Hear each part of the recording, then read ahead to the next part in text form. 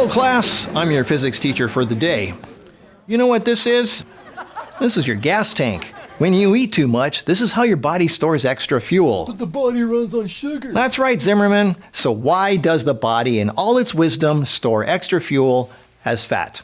If you have a pound of fat and a pound of sugar/glucose on the table in front of you, and you set both of them on fire, which one do you think would burn a lot more? Sugar. Nope.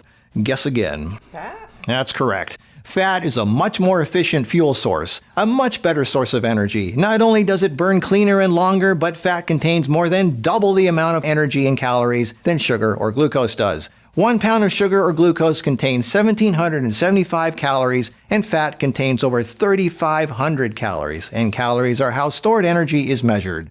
Fat is not just some useless, annoying thing stuck to your body. It's fuel. In fact, it's one of the best fuel sources there is. And fat is how your body stores its fuel when you eat too much. So fat is good.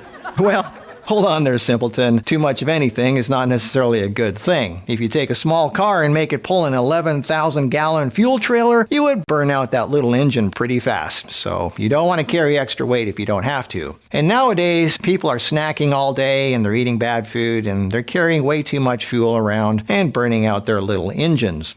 Okay, so how do we get rid of that extra fuel? Well, like a car, the best ways to empty that fuel tank is to drive it around, right? Well, that requires energy. And what's the best way for humans to use up that fuel? Gym, dude. Well, you would think so, Zimmerman, but it's not. Not even close. And this is where our physics lesson begins. A car's energy is measured in horsepower, and miles per gallon determines how fast it uses up that fuel and for how long. The energy required to run a human being is measured in calories, but the same rules apply. It's the same formula. To move X amount of weight for Y amount of time, you need Z amount of fuel. There are other variables like gravity, surface resistance, inertial resistance, efficiency, momentum, and other factors, but let's ignore those for now. The main formula is moving X amount of weight for Y amount of time requires Z amount of fuel. Now, you may be thinking that going to the gym and lifting weights burns more calories than anything else, right? Well, boy, do I have a surprise for you. Did you know walking burns more calories than weightlifting? That's right, Zimmerman. How is that possible, you say? I could never lift those heavy weights that those guys do. Look at the muscles needed. Look at how much they exert themselves and how sweaty and in pain they are. And walking requires no energy at all, and I don't even break a sweat. Okay, let's look closely. Let's take the dumbbell press, for example. A typical everyday healthy guy weighs maybe 180 pounds. He's lying on his back, not moving his body, and he's got maybe 60-pound dumbbells in each hand. That's 120 pounds he's lifting, and that's 60 pounds less than he weighs. A really strong guy can lift 90-pound dumbbells. 2 times 90 is 180, which is what he weighs.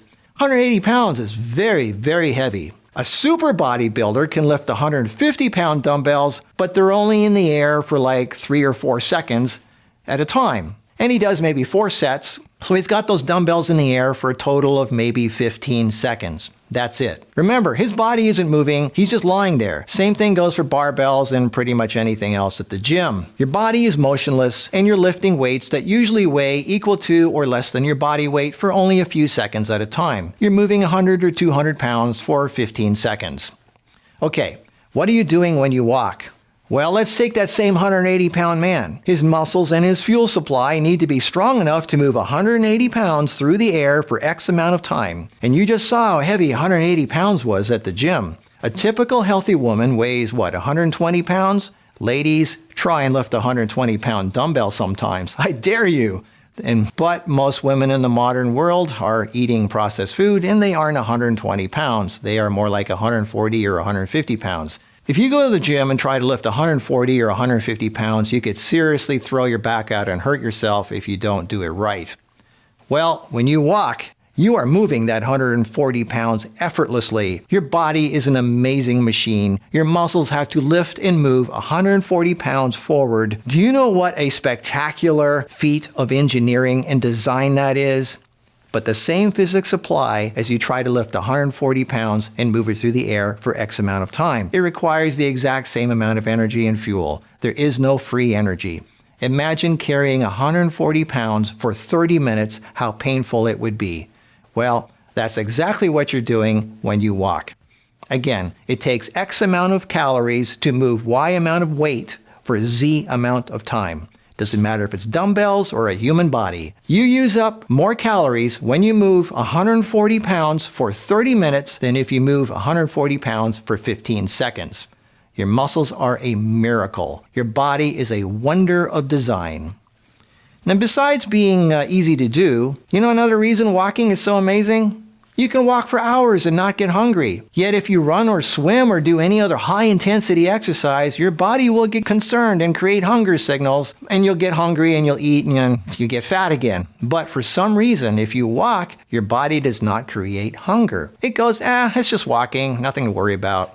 Walking 10,000 steps a day is one of the best, healthiest things you can do. Not just to lose weight, but to get everything moving in your body. It helps circulation, hormones, it helps you think better, it helps you go to the bathroom, it helps clear your mind, it helps ease your stress, and it helps heal your soul. Great, so I don't have to go to the gym. Whoa, hold on there, Mapleton. I never said to not do resistance training. We're only talking about calories here today. Everybody, men and women of all ages, need to work out their muscles, otherwise they get weak bones and have health problems. You need to work out your muscles. You know, sometimes the answer to complex problems in life are the simple things. Okay, I expect to see homework done tomorrow. Everybody, have a good day. I'll see you tomorrow.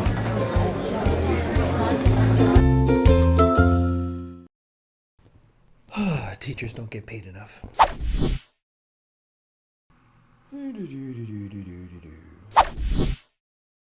Well, at least I have a parking spot.